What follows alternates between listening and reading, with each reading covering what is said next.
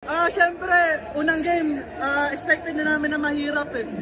Simula ng game, nag-ahabol kami, pero pagka later on naman, nagamay naman namin na yung game. So, nanalo naman kami. Thank you din kay God sa unang panalo namin. Siguro we're too excited kasi kami, kabulang namin, lista naman. So, inexperienced kami to play like this, big event. So, siguro excited kami mag-execute kaya hindi namin kuha yung palamangan agad. So eventually nag-adjust kami in the game.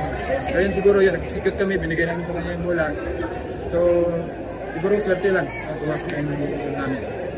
Tira at saka naging foul trouble yung kalaban, so naging madali sa amin.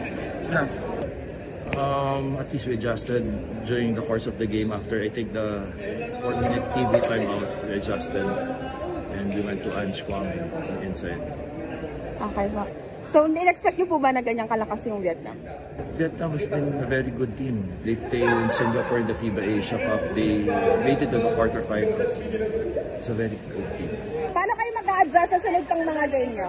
Siguro, siguro magpo-focus muna kami sa execution namin kasi yun siguro yung kulang pa namin. Then sa defense pa, kailangan pa namin hands-on. Then no easy foul na siguro para malimitan yung team na kalaban na ma-penalty sila. So yun. Siguro not too high, not too low. Siguro lang, constant. So kung ano yung lalaroin namin, kung ano yung game plan ng coaches, stay lang kami dun. Kasi believe in the system of the coaches and we believe each other. Yun, wala lang. You just have to play hard, you have to defend. You have to defend the 2-point shot. All these teams are great shooters. We have to rely on our defense.